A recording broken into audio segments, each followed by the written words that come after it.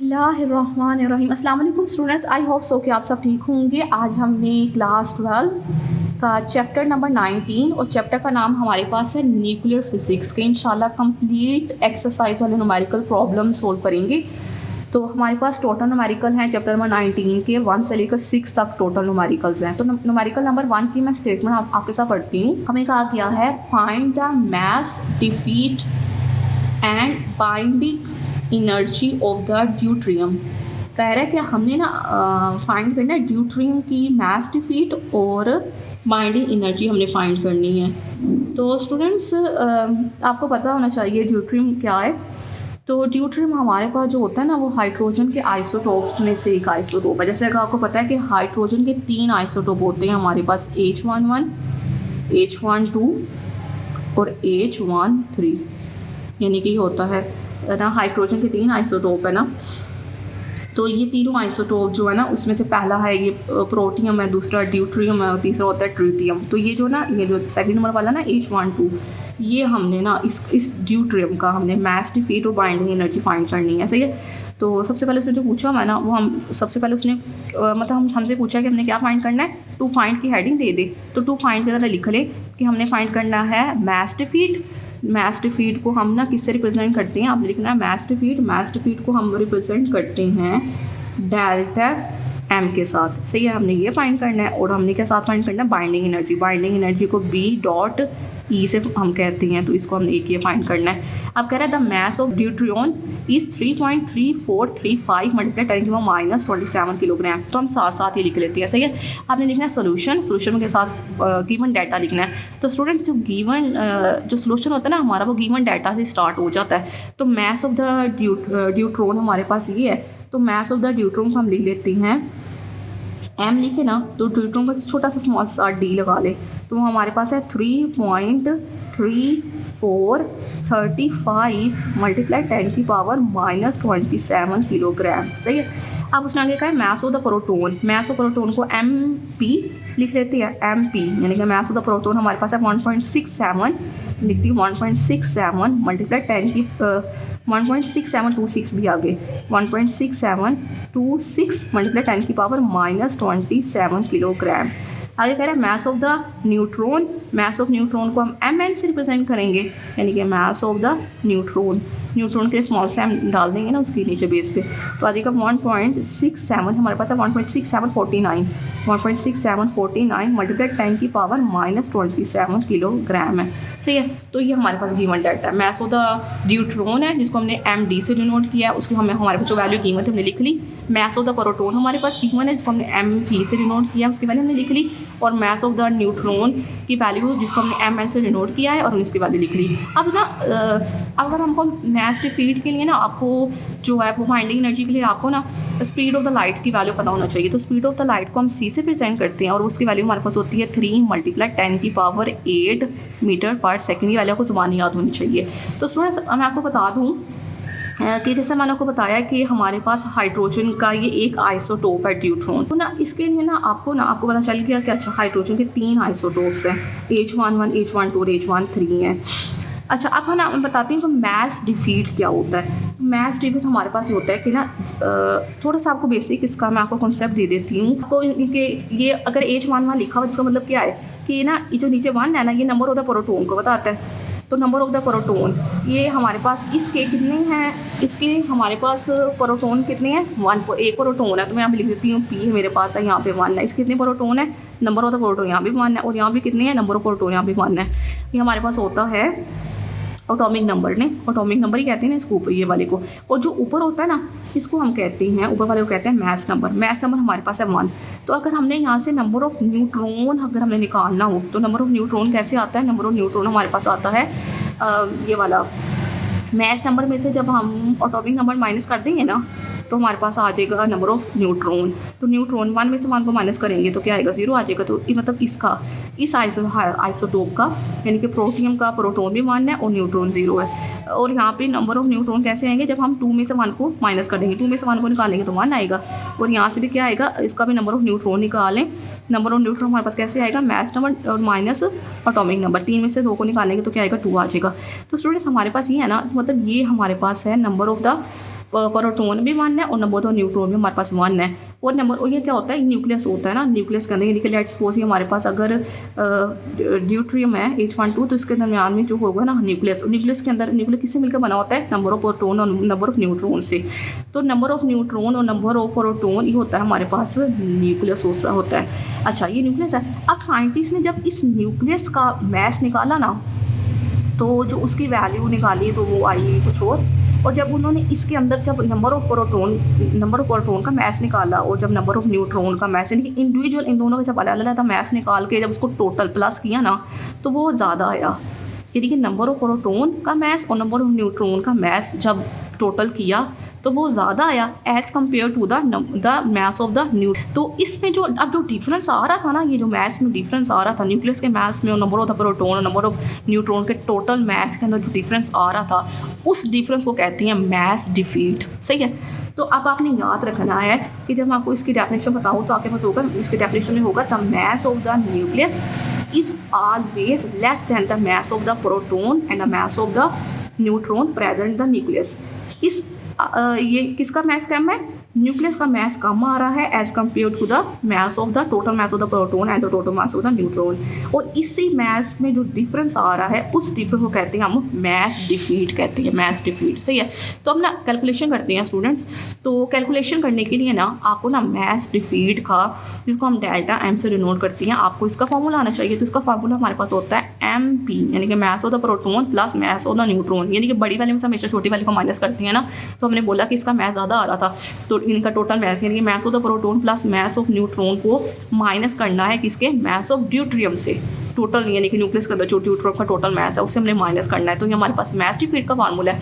और binding energy का formula हमारे पास होता है डेल्टा एम सी का स्क्वायर, यानी कि इसको आइंस्टाइन मैस वाली इक्वेशन भी कहते हैं। सही है। तो ये है हमारे पास फार्मूला। अब हम इसको कैलकुलेशन करते हैं। तो कैलकुलेशन करने के लिए हम यहाँ पर सबसे पहले निकालेंगे मैस डिफीट। अब मैं लिख देती हूँ मैस डिफीट। तो मैस डिफीट फाइंड करने के लिए आप यहाँ पे फार्मूला लगाओगे। हमारे पास फार्मूला है डेल्टा एम इज इक्वल है एम पी एम एन, इन दोनों के मैस को हमने क्या करना है, total minus mess of the deuterium. ये हमारे पास है फार्मूला। अब हम यहाँ पे वैल्यूज जस्ट पुट करते हैं। Putting the value of M P की वैल्यू हमारे पास स्टूडेंट्स है 1.67 मल्टीप्लाई 10 की power -27 plus mass of the neutron हमारे पास है 1.6749 मल्टीप्लाई 10 की पावर -27 और ब्रैकेट अपने क्लोज कर दी। माइनस कर देना है मैस ऑफ ड्यूट्रियम की। मैस ऑफ ड्यूट्रियम आपको हमारे पास है 3 पॉइंट, ये आपको नज़र नहीं आ रहा तो ये हमारे पास है 3.3435 मल्टीप्लाई 10 की पावर -27 है। अच्छा स्टूडेंट आपने नोट करिए, हाँ यानी कि हर एक में से ना ये 10 के पावर -27 इधर भी है, 10 के पावर -27 इधर भी है और 10 के पावर -27 इधर भी है। तो हम ना यहाँ से ना कॉमन ले लेते हैं। तो अब यहाँ से कॉमन ले लें 10 के पावर -27 को, तो अंदर का रह जाएगा, अंदर हमारे पास रह जाएगा 1.6726 प्लस 1.6749 माइनस 3.3435 मल्टीप्लाई 10 की पावर -27। 10 की पावर -27 को कॉमन ले लिया। अब इन दोनों को प्लस करें पहले। जब हम इन दोनों को प्लस करेंगे ना तो हमारे पास कैलकुलेटर पे वैल्यू आएगी 3.3475 माइनस ये वाला ऐसे कैसे, अब उसको नेक्स्ट स्टेप पे जाके करेंगे 3435 ब्रैकेट क्लोज इंटू 10 की पावर -27। अब स्टूडेंट्स हमने ना इनको माइनस करना है, इन दोनों वैल्यूज़ को माइनस करें तो हमारे पास यहाँ पे वैल्यू आएगी 4 मल्टीप्लाई 10 की पावर -3 कैलकुलेटर के ऊपर ना 4 मल्टीप्लाई 10 की पावर -27 एज इट इज़ और 7 किलोग्राम इसका यूनिट आ गया।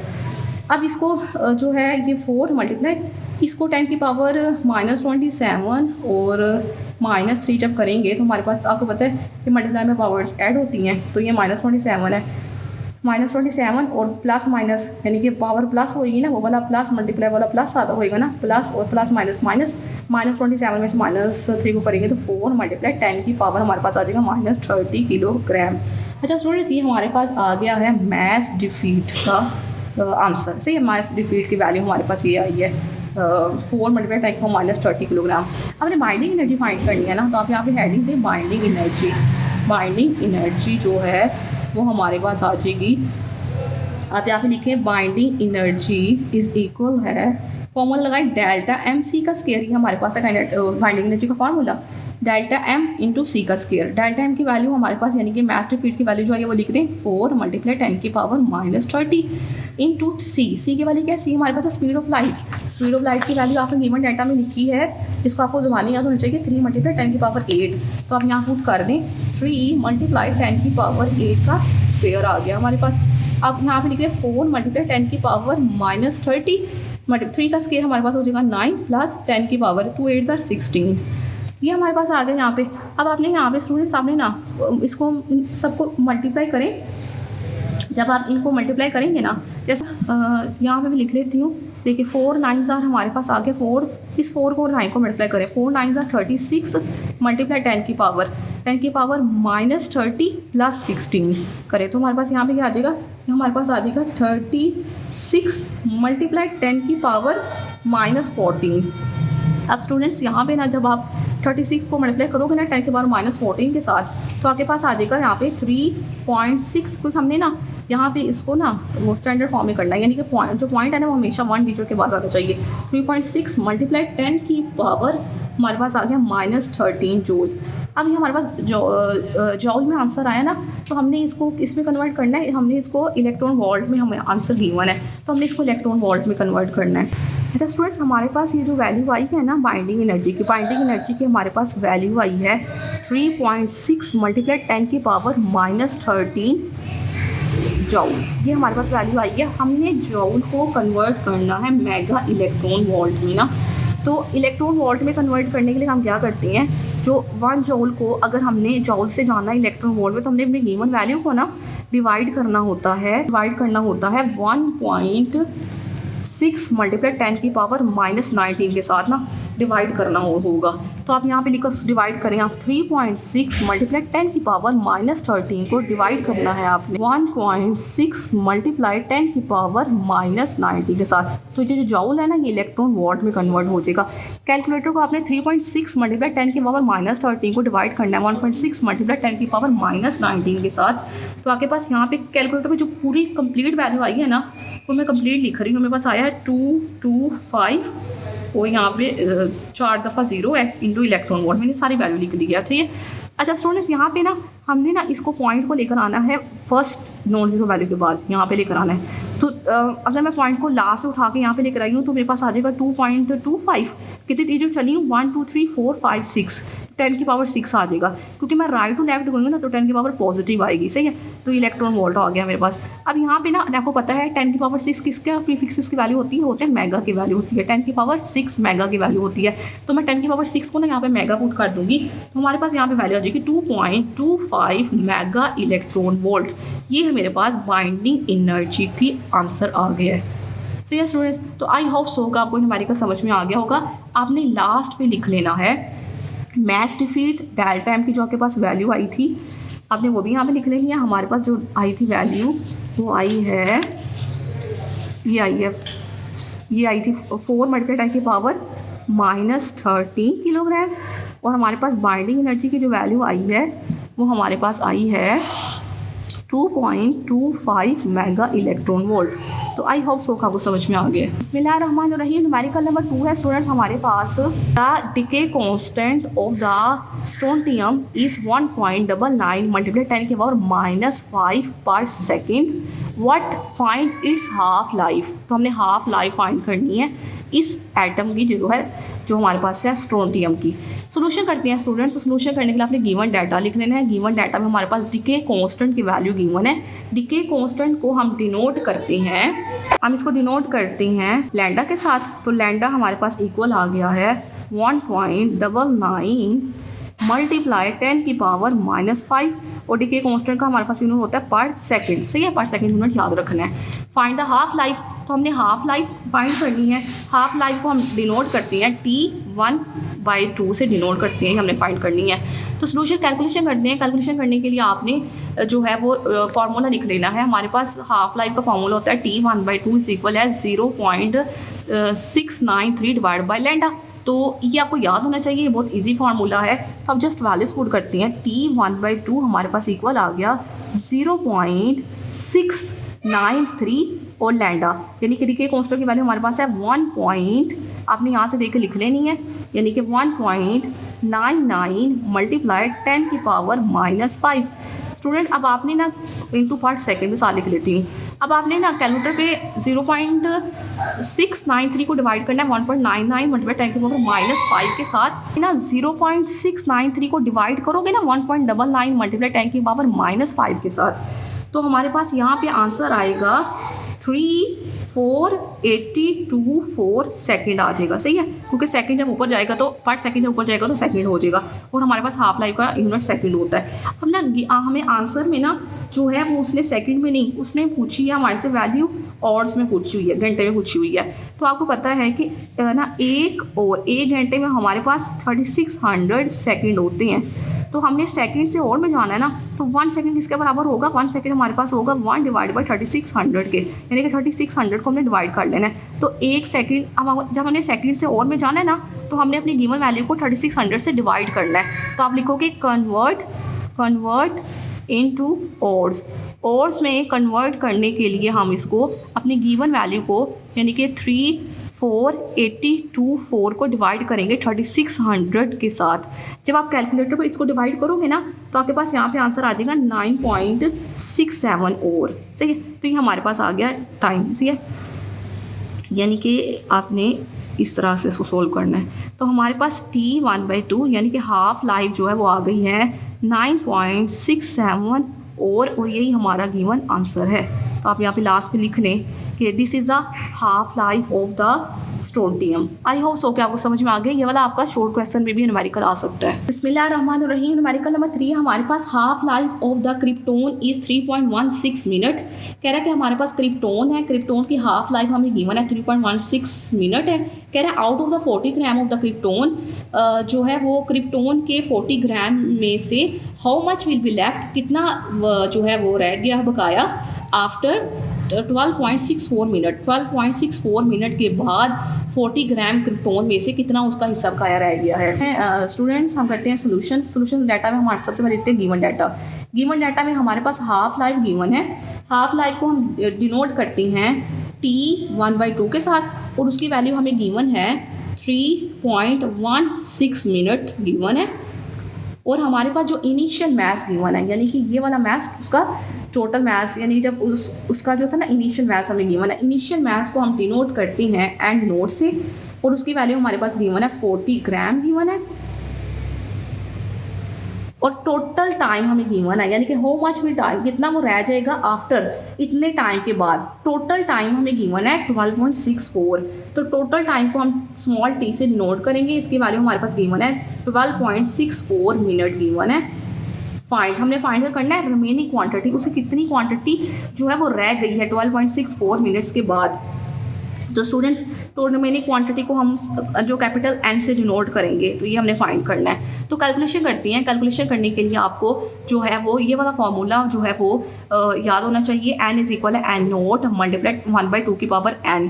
तो स्टूडेंट ये जो N है ना, स्मॉल n जो ऊपर लिखा हुआ है पावर में, उसे कहते हैं number of the half lives past. तो ये हमने फाइंड करना है। देखिए बाकी सारी वैल्यू N नोट भी हमारे पास है, लेकिन ये स्मॉल n नहीं है। सो कहते हैं number of the half lives past, यानी कितनी उसकी हाफ लाइफ गुजरने के बाद। तो ये इसका फार्मूला हमारे पास होता है स्मॉल n इज इक्वल है T divided by half life T1/2। जो है वो टोटल टाइम में से हम हाफ लाइफ को जब डिवाइड करते हैं तो हमारे पास इसके number of the half lives आ जाता है। तो स्टूडेंट यहाँ पे हम वैल्यू पुट करते हैं T की वैल्यू हमारे पास गिवन है 12.64 और टाइम और हाफ लाइफ की वैल्यू हमारे पास है 3.16। तो अब इसको 3.16 को डिवाइड कर दें तो हमारे पास जब आप कैलकुलेटर के ऊपर 12.64 को डिवाइड करोगे 3.14 के साथ, तो 3.16 के साथ, तो आपके पास यहाँ पे वैल्यू आ जाएगी स्टूडेंट्स 4। सही है, 4 आ गई वैल्यू। अब आपने नेक्स्ट पेज पे ये वाला फार्मूला लिख लेना है। n इज इक्वल है n नोट मल्टीप्लाई 1/2 की पावर n। n नोट की वैल्यू हमारे पास क्या गिवन है, n नोट 40 है, तो पुट कर दे 40, पुटिंग द वैल्यूज 1/2 और n की वैल्यू हमारे पास स्मॉल n की वैल्यू हमारे पास क्या आई है, यहाँ मैं लिख देती हूँ स्मॉल n हमारे पास इक्वल आया 4 के बराबर आया है। तो तो मैं इसको पावर लिख देती हूँ 4, सही है। 40 एज इट इज़ 1 की पावर 4, 1 की पावर जो मर्जी हो 1 ही आता है ना, और 2 की पावर 4, 2 की पावर 4 आपके पास हमारे पास होता है 16 होता है। तो हम जब हमने 14 1 से 40 को 60 के ऊपर डिवाइड करेंगे ना, तो हमारे पास यहाँ पे जो है वो n इक्वल आ जाएगा, कि हम n निकाल रहे हैं ना, रिमेनिंग क्वांटिटी n हमारे पास आ जाएगा 2.5 ग्राम, यानी कि इतनी उसकी जो है ना वो क्वांटिटी रह जाएगी। तो आपने लास्ट में लिख लेना है कि जो है ना उसकी 12.64 आफ्टर, ये इसका रिजल्ट में लिख लें, after 12.64 minutes the remaining quantity of krypton is 2.5 ग्राम, यानी कि 40 ग्राम से ना वो 2.5 ग्राम रह जाएगा। आई होप सो कि आपको स्टूडेंट न्यूमेरिकल समझ में आ गया। बिस्मिल्लाहिर्रहमानिर्रहीम। स्टूडेंट न्यूमेरिकल नंबर 4, ये भी हमारे पास बहुत आसान न्यूमेरिकल है, पिछली जैसे वाला ही है, बस आप इसको ध्यान से समझ लेना है। 2048 gram sample of the radioactive material was taken. कह रहा है कि रेडियो एक्टिव मटीरियल का ना इतना सैंपल लिया हमने, 32 ग्राम सैंपल रिमेन, और 32 ग्राम हमारे पास जो सैंपल है वो रह गया। आफ्टर 18 ईयर्स, 18 साल के बाद 32 ग्राम सैंपल उसका रह गया। What is it's half life, और उस सैंपल की, उस रेडियो एक्टिव मटेरियल के सैंपल की क्या हाफ लाइफ होगी, ये हमने फाइंड करना है। तो सोल्यूशन करते हैं। सोल्यूशन करने के लिए सबसे पहले आपने गिवन डाटा लिख लेना है। गिवन डाटा में हमारे पास इनिशियल मास, जिसको हम किससे डिनोट करते हैं, इनिशियल मास को हम एन नोट से डिनोट करते हैं, और उसकी वैल्यू हमारे पास है 2048 ग्राम हमारे पास गिवन है। रिमेनिंग मास, उसका कितना मास जो है वो रह गया, उसको हम डिनोट करते हैं एन से, हम उसको डिनोट करते हैं, और हमारे पास रह गया है 32 ग्राम रह गया है। टोटल टाइम कितने साल बाद, कि टोटल टाइम को कहता है 18 ईयर्स, यानी कि हमारे पास जो टोटल टाइम है ना उसको हम टी से, स्मॉल टी से डिनोट करते हैं, और उसकी वैल्यू हमारे पास है 18 ईयर्स गिवन है। टू फाइंड, हमने फाइंड करना है हाफ लाइफ। हाफ लाइफ हमने फाइंड करना है, और हाफ लाइफ को हम कैपिटल T इंटू 1/2 से डिनोट करते ही हमने फाइंड करना है। तो कैलकुलेशन करते हैं स्टूडेंट्स। कैलकुलेशन करने के लिए आपको पता है कि हमारे पास जो फॉर्मूला है वो है n is equal n note multiply 1/2 की पावर n। ये अच्छा, ये आप हमने हाफ लाइफ फाइंड करनी है ना, तो हाफ लाइफ का फॉर्मूला हम ना ये वाला फॉर्मूला यहाँ पे यूज़ करेंगे, ये वाला T 1/2 इज इक्वल है T/n। अच्छा, स्मॉल t तो हमारे पास है, टोटल टाइम है, लेकिन अब यहाँ पे हमारे पास n नहीं है, स्मॉल n नहीं है, तो हम यहाँ से ना ये वाला फॉर्मूला यूज़ करके ना पहले n निकाल लेंगे। तो मैं यहाँ पे लिखती हूँ, फर्स्टली वी फाइंड n, सबसे पहले n फाइंड करेंगे। तो स्टूडेंट n फाइंड करने के लिए हम ये वाला फॉर्मूला पकड़ेंगे।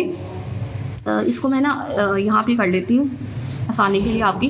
फर्स्टली वी फाइंड n, आपने फाइंडिंग देखी ना, तो यहाँ पे आपने अपना ये लिख लेना फॉर्मूला, n इज इक्वल है n नोट मल्टीप्लाई 1/2 की पावर n।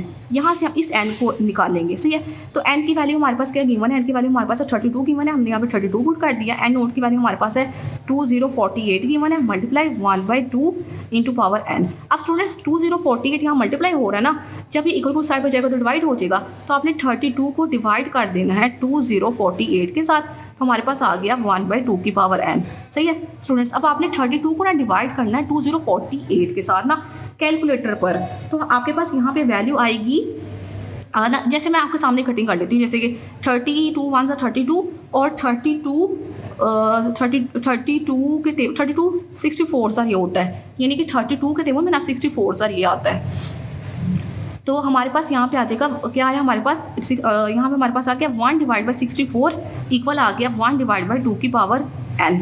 अब स्टूडेंट्स ये जो 64 होता है ना, आपने देखना है ये किसकी पावर है, यानी कि लेट्स सपोज आप मुझे ना इसको 2 की पावर में बनाना है। क्यों? क्योंकि यहाँ पे 2 है ना, तो आपको यहाँ पे 1/2 की पावर समथिंग हो जाएगा ना, तो फिर हमारे पास इसकी बेस सेम हो जाएगी, तो हम उसकी पावर्स को जो है वो कंपेयर करके तो n निकाल लेंगे। तो 64 का आप यहाँ पे एलसीएम ले लें, 2 3 6 2 2 4, और यहाँ पे 2 1 2 2 6 12 2 8 16 2 4 8 2 2 4 और 2 1 2, मतलब ये आप 1 2 3 4 5 6 बार आएगा, यानी कि 2 की पावर हमारे पास ना 6 बार होता है 64, यानी कि 64 को जगह मैं लिख दिया 2 की पावर 6 इंटू 1/2 की power n as it is.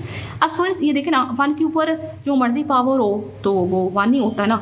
अगर मैं इसको ऐसे लिख लूँ 1/2 की पावर 6 तो कोई फ़र्क नहीं ना पड़ेगा। क्यों? क्योंकि 1 की पावर 6 हो तो 1 ही आता है, 2 की पावर 6 है जो हम इसको 6 को इसलिए बाहर ले गए हैं, तो 1/2 की पावर n। अब स्टूडेंट्स ये देखिए बेस हमारे पास सेम हो गई है।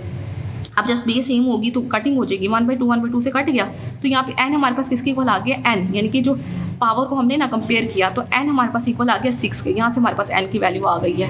n की वैल्यू हमने निकाल ली है ना। अब हमने यहाँ से क्या निकाला था, हाफ लाइफ हमने निकालनी थी। हाफ लाइफ की वैल्यू पुट करें, फार्मूला लगाएं, 1/2 इज इक्वल है t/n है। तो t की वैल्यू हमारे पास क्या है, t की वैल्यू हमारे पास आई 18, स्मॉल t 18 और n की वैल्यू आ गया 6।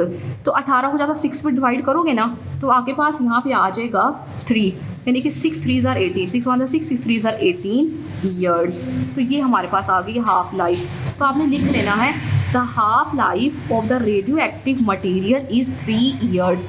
3 साल जो है ना वो उसकी हाफ लाइफ होगी उस रेडियो एक्टिव सैंपल की। आई होप सो कि स्टूडेंट्स आपको समझ में आ गया है। स्टूडेंट्स ये हमारे पास है सेकंड लास्ट न्यूमेरिकल है, न्यूमेरिकल नंबर 5। बिस्मिल्लाहिर्रहमानिर्रहीम। An alpha particle has an energy of 5.56 mega electron volt when release from the radium atom determine its velocity. बहुत आसान न्यूमेरिकल है ये वाला। हमें कहा गया है कि हमारे पास ना एक रेडियम जो है, रेडियम एटम है, तो रेडियम एटम में से ना अल्फ़ा पार्टिकल निकलता है। और आपको पता है कि जब अल्फ़ा पार्टिकल निकलता है तो उसके पास जो है वो बड़ी हाई स्पीड के साथ इमिट होता है, यानी कि बड़ी हाई स्पीड के साथ निकलता है। और जब वो हाई स्पीड के साथ निकलता है तो क्या होता है, उसके पास वेलोसिटी होती है, मोशन में हो रहा होता है, मोशन होता है तो उसके पास क्या है, काइनेटिक एनर्जी है। तो हमारे पास ना उस अल्फ़ा पार्टिकल की काइनेटिक एनर्जी गिवन है स्टूडेंट्स, सही है। तो हम यहाँ पे लिख लेते हैं सोल्यूशन करने का लिखोगे गिवन डाटा में हमारे पास काइनेटिक एनर्जी जिसको हमने के ई से डिनोट किया है वो हमारे पास है 5.56 मेगा इलेक्ट्रॉन वोल्ट। अब हमें कह रहा है कि डिटरमिन वेलोसिटी, हमने इसकी वेलोसिटी फाइंड करनी है। तो वेलोसिटी को हम वी से डिनोट करते हैं, ये हमने फाइंड करनी है। अब स्टूडेंट्स हमें ना मास ऑफ द अल्फा पार्टिकल जो है वो पता होना चाहिए, ये हमारे जो है वो फार्मूले में यूज़ होएगा। कैलकुलेशन करते हैं तो यहाँ पे ना काइनेटिक एनर्जी का फार्मूला यूज़ होएगा। काइनेटिक एनर्जी इज इक्वल है 1/2 mv का स्क्वायर। तो हमारे पास काइनेटिक एनर्जी की वैल्यू है v, हमने फाइंड करना, मैस नहीं है। तो mess of the alpha particle, आपको पता है कि अल्फा पार्टिकल हमारे पास होता है हीलियम, यानी कि ये होता है हीलियम 24। अब स्टूडेंट्स यहाँ पे जो है अल्फा पार्टिकल, ये हमारे पास है हीलियम के अंदर कितने प्रोटॉन है, ये जो नीचे होता है प्रोटॉन होता है, नंबर ऑफ प्रोटॉन 2 प्रोटॉन है। और मैं अगर आपसे पूछूं न्यूट्रॉन कितने हैं तो आपको पता है कैसे आएगा, जो हमने फर्स्ट में किया था, यानी कि हमने उसको मास नंबर से एटॉमिक नंबर माइनस करना है। 4 में से 2 को निकालेंगे तो क्या आ जाएगा 2। तो इन नंबर ऑफ न्यूट्रॉन हमारे पास है 2, यानी कि इसके पास क्या है, 2 ही प्रोटॉन है और 2 ही क्या है, न्यूट्रॉन है। 2 प्रोटॉन है, 2 न्यूट्रॉन है, और इन दोनों से मिलकर क्या बना है, न्यूक्लियस बना है। तो आपने क्या करना है, अच्छा न्यूक्लियस में 2 + 2 क्या हो जाएगा 4, यानी कि इसका न्यूक्लियस में 4 जो अब हमारे पास टोटल जो है number of proton number of neutron 4 आ गया। अब आपने 4 को मल्टीप्लाई करना है इसके नंबर ऑफ प्रोटॉन के, मैं सेव तो 1.67 × 10 की पावर -27। तो इस तरह हमारे पास आ जाएगा। यानी कि अगर मैं पूछूँ ना आपके पास ये मास ऑफ द अल्फा पार्टिकल क्या है, तो मास of the alpha particle m, तो आप क्या करोगे 4 × 1.6 × 10 की पावर -27। जब आप 4 को मल्टीप्लाई करोगे 1.6 × 10 की पावर -27 के साथ, तो आपके पास यहाँ पे वैल्यू आएगी 6.68 × 10 की पावर -27 किलोग्राम है हमारे पास, ये आ गया मैस। अब हमारे पास सारी वैल्यूज गिवन है, हम यहाँ पुट करते हैं। काइनेटिक एनर्जी की वैल्यू हमारे पास क्या है। अस्सलाम वालेकुम स्टूडेंट्स, ये हमने अपनी अकेडमी का आपके साथ जो है वो शेयर किया है। तो इस पर एड्रेस भी लिखा हुआ है गुजरावाला के अंदर, ये शहादा शहीद कॉलोनी फ़िरोज़ वाला में ये अकेडमी जो है फ़िज़िकल अकेडमी है। आप ये फ़िज़िकल अकेडमी भी ज्वाइन कर सकते हैं, या अगर आपने किसी भी सब्जेक्ट की ऑनलाइन क्लासेस लेनी है तो आप इस नंबर पे कांटेक्ट कर सकते हैं। Thank you so much. अस्सलाम वालेकुम। तो स्टूडेंट्स हमने यहाँ पे मास of the alpha particle find कर लिया, मतलब लिख लिया ना, ये है हमारे पास। अब आपने देखा यहाँ पे काइनेटिक एनर्जी का ऐसा यूनिट हमारे पास होता है जौल, लेकिन यहाँ पे मेगा इलेक्ट्रॉन वोल्ट में है, तो हमने मेगा इलेक्ट्रॉन वोल्ट को कन्वर्ट करना है जौल में ना। तो आप यहाँ पे क्या लिखोगे, आप यहाँ पे लिखोगे 5.56 मल्टीप्लाई, मेगा की वैल्यू हमारे पास क्या होती है, मेगा की वैल्यू हमारे पास होती है 10 की पावर 6। मैं इस मेगा की जगह लिख दूँगी 10 की पावर 6। अब हमने इलेक्ट्रॉन वोल्ट से जाना है जौल में, तो मुझे मल्टीप्लाई करना पड़ेगा 1.6 × 10 की पावर -19 के साथ। इस गिवन वैल्यू को ना मैं मल्टीप्लाई करूँगी इसके साथ जो मैंने अभी आपको बताया है इसको मैं मल्टीप्लाई करूँगी 1.6 मल्टीप्लाई 10 की पावर -19 के साथ, तो मेरे पास ये जॉल में आ जाएगा। सही है। अब आपने ना कैलकुलेटर के ऊपर ही ना इन सब वैल्यूज़ को ना मल्टीप्लाई कर देना है। तो जब मैं मल्टीप्लाई किया तो मेरे पास यहाँ पे आ गया है, यानी कि 5.67 मल्टीप्लाई 10 की पावर 6 को मैंने मल्टीप्लाई किया 1.6 मल्टीप्लाई 10 की पावर -19 के साथ, तो मेरे पास यहाँ पे आया है 8.896 मल्टीप्लाई 10 की पावर -13 जॉल में मेरे पास वैल्यू आई है। सही है। ये आपको मैंने समझाने के लिए किया है, ये वाले यहाँ तक ही आई है। यहाँ से स्टूडेंट्स हमने ना स्पीड फाइंड करनी है, स्पीड। तो मैं स्पीड को ना यहाँ से सेपरेट करती हूँ, यानी कि v का स्क्वायर मेरे पास इक्वल आ जाएगा काइनेटिक एनर्जी। ये 2 यहाँ पे डिवाइड हो रहा है ना, जब इक्वल की साइड में जाएगा तो क्या हो जाएगा मल्टीप्लाई डिवाइडेड बाई, यह मल्टीप्लाई हो रहा है तो यहाँ जाकर डिवाइड हो जाएगा। मतलब यहाँ पे मेरे पास जो v का स्क्वायर है ना वो मेरे पास आ गया 2 into kinetic energy divided by m, ये हमारे पास है। तो v का स्क्वायर, अब ना इसको लास्ट में जाके हम स्क्वायर को खत्म कर लेंगे अंडर रूट लेकर। तो 2 काइनेटिक एनर्जी का हमारे पास ये वैल्यू आई हुई है 8.896 मल्टीप्लाई 10 की पावर -13, देखिए 10 की पावर -13 है, डिवाइडेड बाई मैथ्स की वैल्यू हमारे पास ये है 6.68 मल्टीप्लाई 10 की पावर -27। तो स्टूडेंट्स यहाँ पे ना हम ना सबसे पहले हमने 2 को इससे मल्टीप्लाई करना है।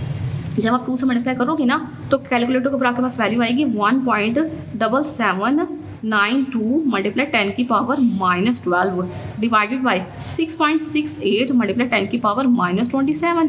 तो अब आपने ना इनको डिवाइड करना है इन दोनों वैल्यूज़ को, तो आपके पास यहाँ पे आ जाएगा 2.66 मल्टीप्लाई 10 की पावर 14 ये आएगा। तो यहाँ पे v का स्क्वायर है ना, अब हमने स्क्वायर को खत्म करने के लिए आप करोगे taking square root on both side, आप करोगे taking square root on both sides, दोनों साइड्स पे हमने स्क्वायर रूट्स ले लेना है।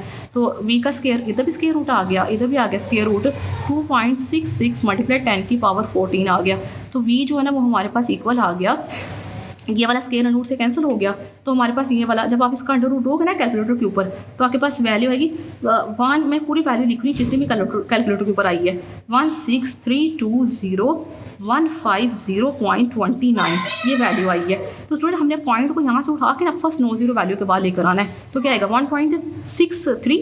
अब कितने डिजिट चले हो 1 2 3 4 5 6 7 डिजिट चले हो, तो आप 10 की पावर आ जाएगा 7 मीटर पर सेकंड। तो आप लिख दो v की वैल्यू हमारे पास आ गई 1.6 मल्टीप्लाई 10 की पावर 7 मीटर पर सेकंड। अब स्टूडेंट बुक के ऊपर आंसर है 1.68 है मल्टीप्लाई 10 की पावर 7 मीटर पर सेकंड। अब देखिए हमारे पास पॉइंट से पहले और पावर में सेम है 1.6 यहाँ पे 8 है, यहाँ पे 8 नहीं आ रहा, तो अप्रोक्सीमेटली आंसर ये बिल्कुल ठीक है, एक्यूरेट है। सही है, इसको कोई गलत नहीं करेगा, ये बिल्कुल बोर्ड के अकॉर्डिंग बिल्कुल सही आंसर कंसिडर होगा आपका। स्टूडेंट्स हमारे पास है लास्ट न्यूमेरिकल नंबर 6। बिस्मिल्लाहिर्रहमानिर्रहीम। हमें स्टेटमेंट में कहा गया find the energy release during the nuclear reaction. हमने जो है वो एनर्जी रिलीज फाइंड करनी है इस न्यूक्लियर रिएक्शन की। हमारे पास रिएक्शन गिवन है, हमारे पास है ये लिथियम है Li37 प्लस हमारे पास ये हाइड्रोजन का फर्स्ट वाला जो आइसोटोप होता है ये वाला H11, ड्यूट्रियम है फर्स्ट आइसोटोप का नाम क्या होता है, ये हमारे पास प्रोटियम है, गिव अस 2 हीलियम 24 है। कह रहा है मास ऑफ द हीलियम हमारे पास गिवन है, और हमारे पास जो है वो ये वाला जो है H11 यानी कि प्रोटियम का भी हमें मास गिवन है, और हमारे पास लिथियम का भी मास गिवन है। तो स्टूडेंट हम करते हैं सोल्यूशन करने के लिए आप गिवन डाटा लिख लोगे। गिवन डाटा में हमारे पास जो मास ऑफ लिथियम आप लिख लोगे, मास ऑफ लिथियम यानी कि मास ऑफ Li37 वो हमारे पास है 7.01823 ये यूज़ का यूनिट है, यानी कि किलोग्राम में नहीं गिवन, हमें यू में गिवन है। तो यू जो है ना ये भी हमारे पास जो है ये यूनिट होता है, मास का यूनिट होता है, जो हम इसको यूनिफाइड मास स्केल से मेजर करते हैं और ये एटॉमिक मास यूनिट में आ जाता है। सही है मैथ स्टूडेंट। तो हमारे पास मास ऑफ द हमारे पास प्रोटियम है 1.00814 यू, और मास ऑफ द हीलियम हमारे पास है 4.0038 यू।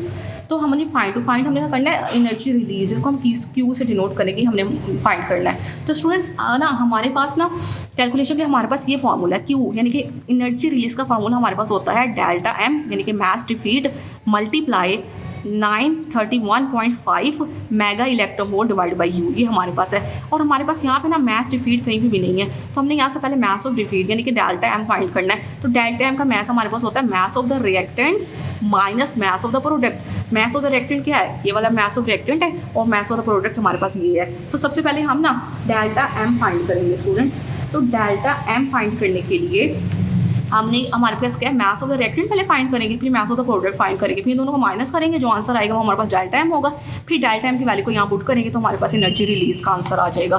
सबसे पहले हम निकालते हैं मास ऑफ द रिएक्टेंट निकालते हैं।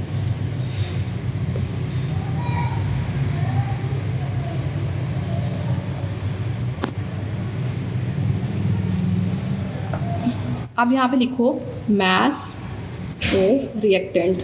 मास ऑफ रिएक्टेंट जो है वो हमारे पास है, मास ऑफ द रिएक्टेंट को मैं डिनोट करूँगी MR से। R मतलब रिएक्टेंट के लिए मैंने स्मॉल साथ R लिख दिया। वो हमारे पास किसका है, देखिए रिएक्टेंट में हमारे पास है मास ऑफ द, इक्वेशन को सामने रखें ना, इक्वेशन में है मास ऑफ द लिथियम, मैं लिख दूँगी मास of the lithium plus mass of the ये वाला हाइड्रोजन, ये हाइड्रोजन। अब मास of the lithium, mass of the lithium की वैल्यू हमें गिवन है ना, तो आप यहाँ पुट कर दें, यहाँ से बोल के दे के पुट कर देते हैं। मास ऑफ द लिथियम ये लास्ट पे लिखी हुई है 7, यहाँ पे लिखो 7.01823, यहाँ से देखे ना मैंने, यहाँ से देखे ये लिख लिया 7.01823 plus mass of the hydrogen, ये हमारे पास हाइड्रोजन का 1.00814। इन दोनों के मास को जब आप कैलकुलेटर पर प्लस करोगे ना तो आपके पास यहाँ पे आ जाएगा 8.02637। या आप अपने हाथ में कैलकुलेटर रखें और देखें आपके पास भी ये वैल्यू आ रही है, तो हमारे पास ये जो मास ऑफ द रिएक्टेंट की वैल्यू आ गई है। अब हम मास ऑफ द प्रोडक्ट फाइंड करेंगे। देखिए मास ऑफ द प्रोडक्ट, तो आप यहाँ पे लिख लें हेडिंग में mass of product. Mass of product जो है वो हमारे पास आ जाएगा, कैपिटल एम लिख के ना प्रोडक्ट के मैं स्मॉल सा पीट्स आर डाल रही हूँ, तो वो हमारे पास किसका आ जाएगा, मास ऑफ द हीलियम। हीलियम का देखिए ज़रा, हमारे पास दो है ना, दो एटम है, देख लें इक्वेशन में 2 एटम है, तो आप लिख दोगे 2 multiply into mass of the helium, ये हमारे पास है। तो 2 मास ऑफ द हीलियम, हीलियम का मास हमारे पास क्या गिवन है, ये है 4.0038, तो आप यहाँ पे लिख दें 4.0038। अब आपने 4.0038 को 2 से जब मल्टीप्लाई करोगे तो आपके पास यहाँ पे आ जाएगा 8.0076U। ये हमारे पास आ गया मास ऑफ द प्रोडक्ट। अब मास ऑफ द प्रोडक्ट पे आ गया, मास ऑफ द रिएक्टेंट भी आ गया। इन दोनों के मास को हमने क्या करना है, इन दोनों के मास को हमने माइनस करना है, तो हमारे पास मास डिफीट आ जाएगा।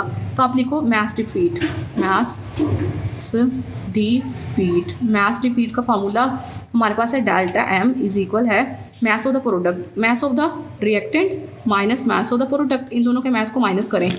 मास ऑफ द रिएक्टेंट हमारे पास जो भी हमने निकाला था वो ये है 8.026। अब यहाँ पे पुट कर दें 8.02637 माइनस करना है आपने इस मास ऑफ द प्रोडक्ट के साथ, मास ऑफ द रिएक्टेंट पहले और प्रोडक्ट बाद में 8.0076। अच्छा स्टूडेंट, अब आप मेरे को तो माइनस करोगे ना कैलकुलेटर के ऊपर, तो आपके पास आंसर में आ जाएगा 0.01877U। ये मास ऑफ द रिएक्टेंट आ गया। अब हमने एनर्जी रिलीज जो हमने फाइंड करना था, अब हम वो फाइंड कर लेते हैं। एनर्जी रिलीज्ड का ये हमने फाइंड करना था। अब यहाँ पे आप फॉर्मूला लगाएं तो फार्मूला में हमारे पास आ जाएगा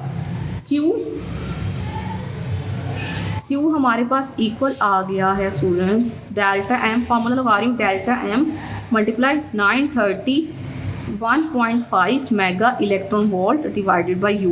ये था हमारे पास फार्मूला। अब जस्ट आपने यहाँ वैल्यूज पुट करनी है, वैल्यूज पुट करें। डेल्टा एम की वैल्यू हमारे पास है 0.01877, इसको हमने मल्टीप्लाई करना है 931.5 into mega electron volt by U के साथ। और ये देखिए इसका आंसर में U में आया था ना, तो मैं यहाँ पे लिख रही हूँ U, ये वाला U इस U से कैंसिल हो जाएगा, ये यूनिट यानी कि atomic mass unit, atomic units cancel हो जाएगा। अब आपने ना 0.01877 को मल्टीप्लाई करना है 931.5 के साथ कैलकुलेटर पे ना, तो आपके पास यहाँ पे आंसर आ जाएगा स्टूडेंट्स 117.5 मेगा इलेक्ट्रॉन वोल्ट। ये हमारे पास आंसर आ रहा है। बुक के ऊपर आंसर है 19.2 मेगा इलेक्ट्रॉन वोल्ट। अगर आपके पास वैसे यहाँ पे आंसर यही आ रहा है, अगर आपने जो है कमेंट सेक्शन में बताना है कि क्या किसी के पास भी 19.2 आंसर आ रहा है, तो आपने बताना है। थैंक यू सो मच, दुआ में याद रखिएगा। अल्लाह हाफ़िज़।